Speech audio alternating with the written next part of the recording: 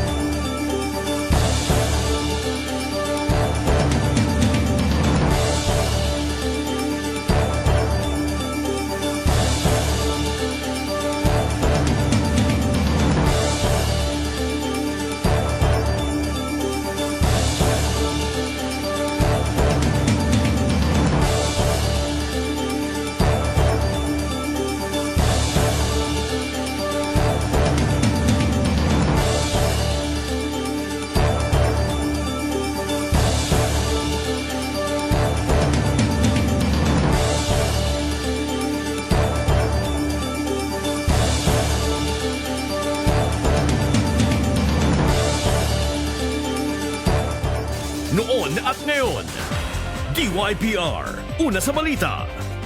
At ngayon, narito ang inyong mga tagapagbalita, Ruth Rodriguez at Nico Mendoza. Mga tangay, ang oras, 4 na minuto makalipas ang alas 6. DYPR, balita sa umaga. Magandang umaga, lungsod ng Puerto Princesa, lalawigan ng Palawan. Ngayon ay araw ng Martes, November 9, 2021. Narito na ang mga pangunahing balitang dapat yung abangan ngayong umaga sa DYPR Balita. Headlines. Sweldo ng mga empleyado ng 165 na nasa munisipyo delayed ng 4 na buwan. Headlines. Pagharap ng Ipila Nickel Mining Corporation, acting mayor ng Brooks Point at mga ayaw sa mina matutuloy na sa Miyerkules. Headlines. Sa ating police report, magkapitbahay nagtagaan sa bayan ng Rizal, Palawan, isa patay. Headlines. Sa showbiz balita, retired Air Force na taga Puerto, singer at YouTuber na ngayon. Headlines. Ating balitang good vibes, Palawan State University nagtala ng 100% passing rate sa Chemical Technician Board examination. Headlines. Abangan ang detalye ng mga balita makalipas lamang ang ilang sandali. Ang programang ito ay hatid sa inyo ng Palawan Pawn Shop, Palawan Express Pera Padala. Boy, madto sa Palawan. Palawan? Magprinda ako. Sure, Mom. Ako naman magpapadala sa tatay ko. Right away, sir. Barato. Paspas. Walay hassle. Ipalawan mo na. Regulated by the Bangko Sentral ng Pilipinas. Hanap mo ba ang negosyong pandemic-proof? Dito ka na sa iFern. Sila lang naman ang nasa likod ng mga produkto gaya ng Fern D, Fern Active, Milka at Aurora Beauty Products. Wala kang talo Palawenyo dahil bukas na ang business hub nila sa Puerto Princesa at siguradong babalik ang investment mo. iFern promotes health, wellness, and financial freedom. Visit iFern Palawan at SJD Building, San Pedro Highway, Barangay San Pedro, Puerto Princesa City. Call or text 0977 0917-673-4929 or 0917-322-3787. Mga kababayan ko sa Southern Palawan, 2nd District, ako po si Engineer Nelson Gabayan, isang licensed geodetic engineer at nakatira sa Birong, Quezon, Palawan. Magmula 1995, nandito na ako sa Palawan bilang kontraktor ng Department of Agrarian Reform, DAR, Department of Environment and Natural Resources, DNR. Isusulong ko ang economic development, education, health, and sport. Unity above all, pagkakaisa sa lahat.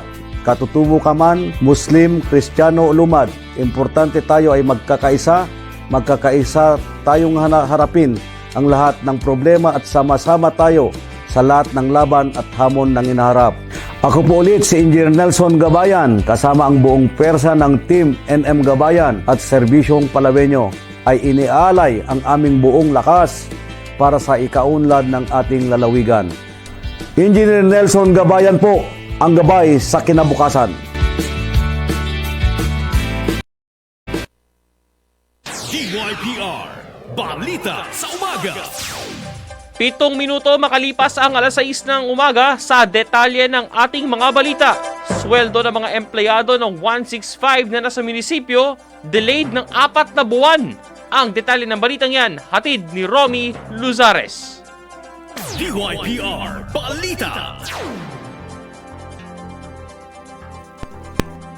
Ng Oktubre ang mga tauhan ng Reaksyon 165 ng pamahalaang panlalawigan. Kasama na ang mga nasa munisipyo na naka-assign tulad ng mga ambulance nurse, driver at crew nito. Ito ang itinarating sa DYPR ng mga empleyado dahil sa hirap na din sila sa mga pangangailangan ng pamilya. Gayong dati nang nagbaba ng utos si Governor Jose Alvarez ang agarang pagpapasahod sa lahat ng mga contractual employee ng pamahalang panlalawigan na hindi pa nakakasahod. Agad inalam ni Provincial Information Officer Attorney Christian Cohamco kung ano ang dahilan ng delay at kung saan ang payroll ng mga empleyado. At ayon dito kahapon ay nasa accounting office na at inaasahan na ngayong araw hanggang sa loob ng linggong ito ay papasok na sa Treasurer's Office ang payroll ng mga na-delay na sahod ng mga 165 employee para maipasok naman sa mga ATM ng mga ito. Naunawaan naman ng Attorney Cohamco ang kalagayan ng mga empleyado na wala pang sahod ng 4 na buwan, lalo na sa panahon ng pandemic at nasa frontline ang mga ito. Sinabihan din naman ni PIO Cohamco ang admin officer ng 165 na si Tagan ang pag-follow up ng sahod ng mga kasamahan, lalo na nga at pumayag naman ang gobernador na may ibang pipirma ng payroll kapag wala ito. Kaya hindi na muna mahirap ang mag-follow up at magpapirma ng payroll kung saan nagawa naman umano ito ni PIO Cohamco sa kanyang mga staff sa Provincial Information Office na napasahod ng maaga. Ipinabatid din ni Attorney Cohamco sa mga empleyado ng 165 na lahat ng driver at nurse na natataas ang sahod mula sa buwan na Oktubre ay makakaranas ng delay ng sahod dahil sa pagbabago ng kontrata. Kaya kailangan lang natutukan ito ng mga nasa opisina ng 165 para agad mapapirmahan ang mga bagong kontrata at ma-process agad ang mga sahod. Ang pagkakadelay umano ngayon ng sahod sa pamahalang panlalawigan sa mga kaswa o kaya ay contractual employee ay nakadepende na sa sipag ng mga nasa opisina ng mga ito. Romy Luzares para sa DYPR, una sa puso ng mga Palawenyo. DYPR Balita. Maraming salamat, Romy Luzares. City Council, suportado ang pag-take over sa Paleco. Ang detalye ng balita mula kay Chris Barrientos. DYPR Balita. Agad na hinapurbahan ng Sangguniang Panlungsod ang resolusyong extremity ni City Councilor Elgin Damasco kahapon para suportahan ang naging deklarasyon ni Pangulong Rodrigo Duterte sa kanyang pagbisita dito sa lungsod ng Puerto Princesa at lalawigan ng Palawan na i-take over na ang Palawan Electric Cooperative o Paleco. Sa resolusyon ni Konsehal Damasco, sinabi nito na masasayang lamang ang naging pahayag ng Pangulo kung hindi naman ito susuportahan ng City Council. Ito ang dahilan kung bakit ito nagsumiti ng resolusyon na agad na mga sinuportahan ng mayoriya ng sangguniang panlungsod. Matatandaan nitong nakarang linggo sa pagbisita ng Pangulong Rodrigo Duterte dito sa lungsod ay sinabi nito na ipapa-take over nito sa national government, particular na ang paghahanap din ng pribadong kumpanya na posibleng mag-take over sa Paleco upang maibsana at masolusyonan ang hinaing at problema ng mga Palawenyo sa madalas na pagkawala ng daloy ng kuryente sa buong lalawigan ng Palawan. Ayon naman sa Palawan Electric Cooperative, hindi lang naman sa kanila ang nagiging problema sa palagi ang blackout na naranasan sa buong Palawan dahil sila anya ay isa lamang sa tinatawag na power family dito sa lungsod ng Puerto Princesa at lalawigan dahil may iba pang mga kasama dito at sila ay nasa distribution lamang at mayroon namang silang mga power sources.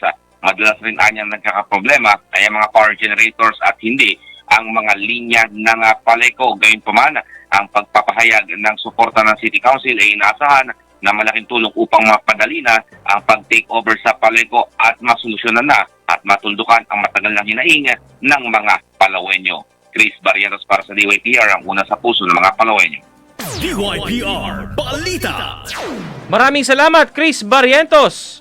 Paghaharap ng Ipilan Mining, acting mayor ng Brooks Point at mga ayaw sa mina sa Miyerkules na matutuloy. Ang detalye ng balita, hatid ni Romy Luzares. DYPR Balita.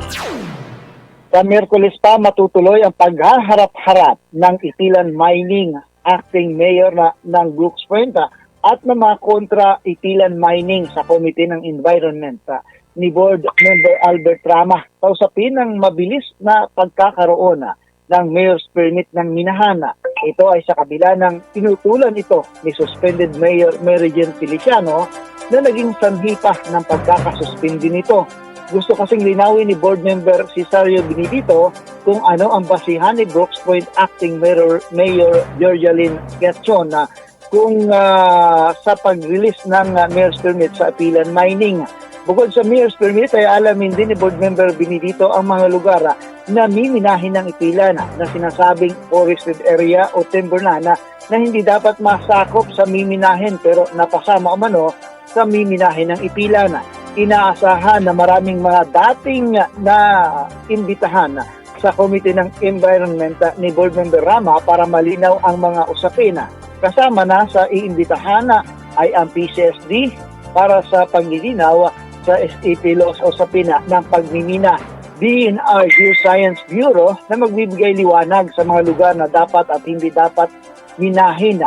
Mga kontra sa pagmimina tulad ng mga katutubo at ang suspended Mayor Feliciano na kontra din sa pagmimina para ilahad din ang kanilang panig sa kasalukuyang kinakaharap na patuloy na pagbaha at pagtaas ng tubig sa kanilang lugar sanhi ng pagkaubos ng mga puno sa kanilang lugar.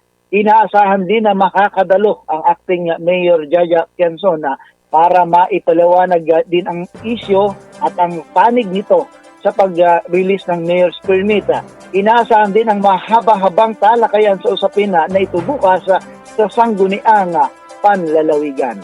Romy Luzares para sa DYPR, ang una sa puso ng mga Palawenyo. DYPR Balita. Maraming salamat, Romy Luzares. Ang ibang detalye ng mga balita, abangan sa aming pagbabalik. Kung pintura ang hanap, isa lang ang siguradong dapat niyong puntahan. Colors Paint Center. Sila lang naman ang exclusive distributor ng Rain or Shine Elastomeric Paint sa Palawan. Meron din silang mga construction materials tulad ng metal paint, automatic acrylic polyurethane paint, skin coat liquid, skin coat powder, steel fabrication and cement, wall coat products, enamel and latex paint. Lahat yan sa mura at abot kayang halaga dahil SRP ang presyo sa Colors Paint Center. Matatagpuan sa Unit D, DCRM Square, tabi lang ng Land Bank, along National Highway, Barangay San Manuel, Puerto Princesa City. For details, contact 0917-160-3610 and 0967-190-6241. Mahalaga ng iniinom nating tubig ay malinis at ligtas. Isang dekada na nagbibigay ng dekalidad, ligtas at best-tasting water gamit ang best at latest filtration, softening at disinfection process na certified at pumasa sa iba't ibang ahensya ng pamahalaan. Kaya saan ka pa? 5 Aces Water Refilling Station. Matatagpuan sa number 5 Bacoma Street, Barangay Milagrosa, Puerto Princesa. For delivery, contact 0939-916-6329 at 0928-471-8478. Maglilingkod sa inyo mula Lunes hanggang Sabado para sa malinis, dekalidad na tubig. Mag 5 Aces Water Refilling Station na. Owned and operated by Arnold Beaton. Nais mo ba ng extra income ngunit problemado ka sa pwesto at puhunan? Rikers Wholesale Clothing Palawan, ang negosyong swak para sa mga nais magnegosyo ngunit walang kakayanang mamuhunan ng malaki. Hindi mo rin poproblemahin ang delivery ng items mo dahil kami na ang bahala dito. Hassle-free business, di ba? Kung ikaw ay interesado, maaari kaming tawagan sa 0977-216-3066 o bisitahin ang aming Facebook page, Rikers Clothing Wholesaling Palawan Supplier. Ako po si Epitasio G. Ilao, nagnanais kayong paglingkuran. Narito ako upang tulungan at ibangon ang ating mga kababayan na nawalan ng hanap buhay itong pandemya. Sa pamamagitan ng pagbubukas muli ng turismo at iba pang pangkabuhayan, tutulungan din natin ang ating mga kabataan na siyang pag-asa ng bayan upang sila ay malayo sa maling landas at matutok sa mga palakasan. Mabigat ang pinagdadaanan nating lahat itong pandemya. Kung ibibigay niyo sa akin ang inyong buong suporta, hindi ko po kayo bibiguin. Buong puso kong yayakapin ang pananagutan ko sa inyo at ang pagiging isang tagapaglingkod. Maraming salamat po sa inyong lahat. Ako po muli si Epitasio G. Ilao, nagnanais paglingkuran ang ating mahal na lungsod ng Puerto Princesa. Maraming salamat po.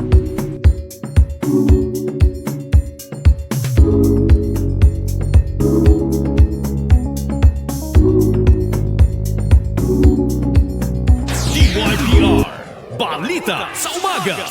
18 minuto makalipas ang alas 6, Federation ng Electric Cooperative nagpahayag ng suporta sa Paleco. Ang detalye ng balita mula kay Chris Barrientos. DYPR Balita.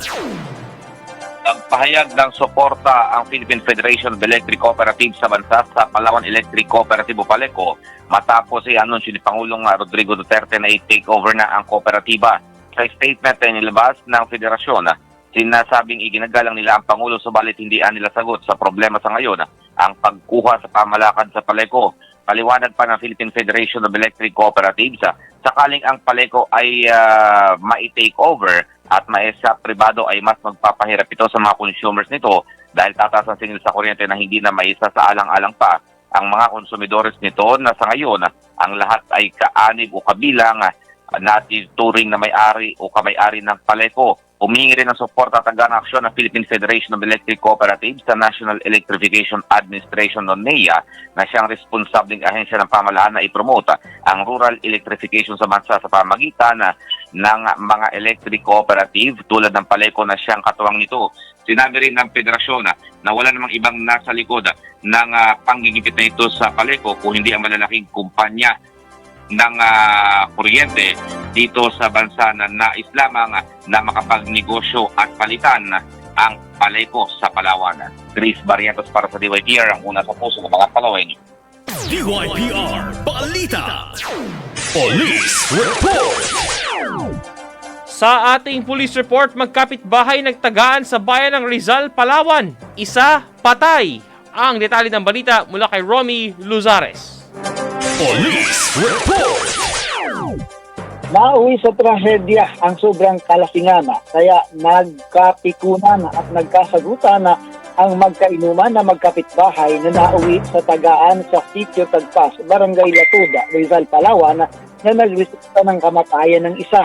Sa investigasyon ng PNP Rizal, nauna ng pag-inuman na ang suspect na kinilalang si Renante Litada Bastical, 44 anyos, may kinakasama magsasaka kung saan natulog na ito. Kung dito naman ay dakong alas 8 ng gabi nitong November 6 din ay kumatok sa kanyang tahanan ang biktima para makipag-inuman na kinilalang si Jolan Magbanwa Respecio, 38 anyos, na asawa at magsasaka. kung saan nauwi sa mainitang pagtatalo ang inuman ng magkapitbahay dahil hinila umano at sinuntok ng biktima ang paa ng suspect na may sugat. Dahil dito agad na binunot ng biktima ang dalang itak at tinaga ang suspect na hindi niya tinamaan. At doon nagumante ang suspect sa pamamagitan naman ng pagpukpok ng martilyo sa ulo ng biktima. At kasunod nito ang pag-agaw ng itak sa biktima at doon na sunod-sunod na pinagtataga ng suspect na silitada ang biktimang si Magbanwa na nagtamo ng maraming taga sa iba't ibang bahagi ng katawan na dahilan ng agaran nitong kamatayan na ang motibo ay hindi lang pagkakanuhaan dala ng kalasingan. Romy Luzares para sa DYPR, ang una sa puso ng mga Palawenyo. DYPR Balita. Maraming salamat, Romy Luzares. Ang balitang showbiz at balitang good vibes. Abangan sa aming pagbabalik. Ang programang ito ay hatid sa inyo ng Palawan Pawn Shop, Palawan Express Pera Padala. Boy, madto sa Palawan. Palawan? Magprinda ako. Sure ba? Ako naman magpapadala sa tatay ko. Right away, sir. Barato. Paspas. Walay hassle. Ipalawan mo na. Regulated by the Bangko Sentral ng Pilipinas. I love you. Mi amor. Gitem. Ti amo. Sarayo. Ashitiro. No matter how you say it with love. Express your love. Express it with Recuerdo Gift Surprise Delivery from flowers, bouquets, chocolates, and more. Located at Calianan Lansana Subdivision, Libis Road, San Pedro, Puerto Princesa City. Recuerdo Gift Surprise Delivery, only managed by Mariel K. Gabo Orlido. Recuerdo Gift Surprise Delivery. Visit their website at www.surprisegift.ph or their Facebook page, Recuerdo Gift Surprise Delivery. You may also call it text at 0966-932-4602. Recuerdo Gift Surprise Delivery. Let them feel your love. DYPR Balita sa Umaga. Showbiz Balita. At sa ating showbiz balita, retired Air Force na taga Puerto Princesa, singer at YouTuber na ngayon. Ang detalye ng showbiz balita mula sa Showbiz Insider, Joel Contrivida.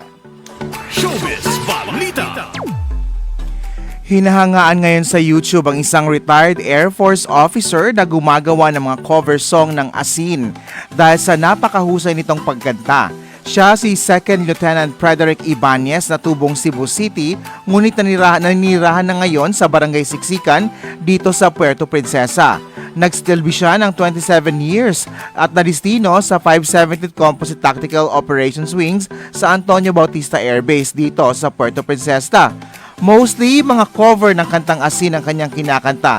Meron ding mga Freddy Aguilar at Florante na regular niyang ina-upload sa kanyang YouTube channel na Tadsmania Hits. Meron din siyang mga religious song.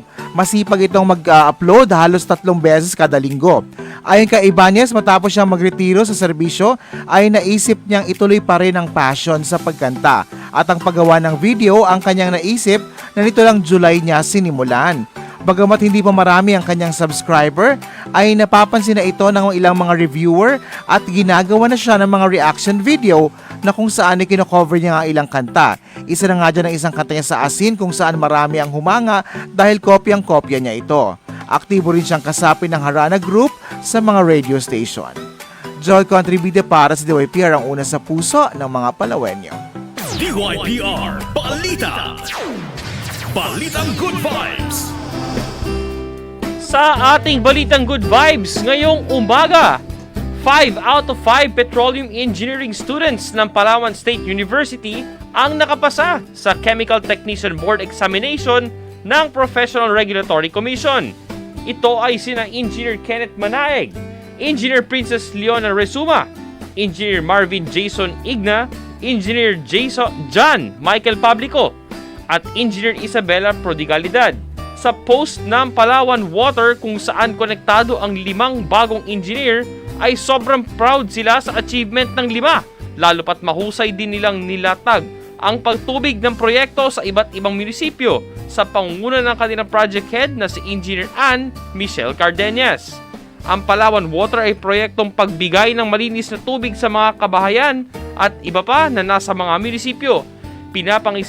Pinapangisiwaan ito ng pamahalaang panlalawigan katuwang ang mga lokal na pamahalaan.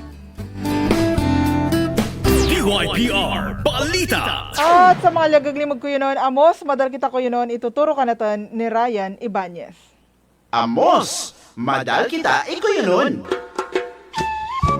Mayad nga adlaw kaninong tanan mga tangaybog, titinayng mga gurang-gurang. Ako inong tangay nga si Ryan Ibanez, ang indong katabid sa tang pagadali lingwahe ko yun, ang opisyal nga lingwahe iyang probinsyang Palawan. Sa adlaw nga dyan, bisarang ko yun nga tangadalan, mamanang Mayntek. Ang Mayntek mamanang isarapang tawag sa betang nga mayte. Sa Tagalog, ang Mayntek ay katumbas ng maliit o kaunti. In English, Mayntek means small, tiny, or little. Sa maura ta pwedeng gamitin sa atang tultulanan ang bisarang Mayntek. Tula dya, kag mamayntek lamang ang imong iungit sa bata, ay saban hindi ta na matunawan. Mga tangay kadangag-tagag manta, igamitin tatang lingwahin ko yun. Diyan nung tangay Ryan Ibanez, mayad nga adlaw kaninong tanan, amblig. Amos, madal kita, iko yun. DYPR Balita. Weather Report. At sa ating ulat panahon, lumakas po ang amihan o ang northeast monsoon at buong Luzon na ang naapektuhan nito ngayong araw. Samantalang ang shear line o ang lugar kung saan nagsasalubong ang amihan o easterlies ay nakakaapekto naman sa silangan ng Luzon at silangan ng Visayas. Ang pagkaapekto nito ay ang pagkakaroon ng makapal na ulap at thunderstorm na nagbibigay ng mahina hanggang sa malakas na pag-ulan. Wala pa ring nakikitang low pressure area ang pag-asa sa Philippine Area of Responsibility. Ang Palawan ay inaasahan maiging maaliwalas ang panahon maliban lamang sa mga isolated na pag-ulan dulot ng thunderstorm. Bagamat walang gale warning sa baybaying dagat ng Palawan at ligtas ang maglayag, ay posibleng tumaas ang alon ng hanggang 2 metro dulot ng paglakas ng amihan at localized thunderstorm. Ang temperatura sa Puerto Princesa ay maglalaro sa 26 to 31 degrees Celsius. Ang araw ay sumikat kaninang alas 5:44 ng umaga at lulubog ito ng alas 5:25 ng hapon. DYPR Balita. Good morning, Shoni Pilapil, Victor Colili, Teacher Lance, Aldrin John. Good morning ni Kaendea Kapia Irindila, Rojam Bacolod, kay Sir Rico Pablico, at kay Dayan Facundo, Femi Tari, Rostan, at sa mga nakikinig pa sa kanilang mga tahanan. Maraming salamat po sa inyong pagsubaybay. Yan po ang kabuuan ng mga balitang aming nakalap ngayong Martes ng umaga. Hanggang mamayang tanghali, ako po si Ruth Rodriguez. Magandang umaga. Ako si Nico Mendoza Tan at yan ang DYPR Balita sa umaga. Inyong napakinggan ang DYPR Balita. Noon at ngayon, DYPR, una sa balita. Hanggang mamaya, dito sa DWIZ 94.3 Palawan. Ito ang 94.3 DWIZ Palawan. Your music and news radio.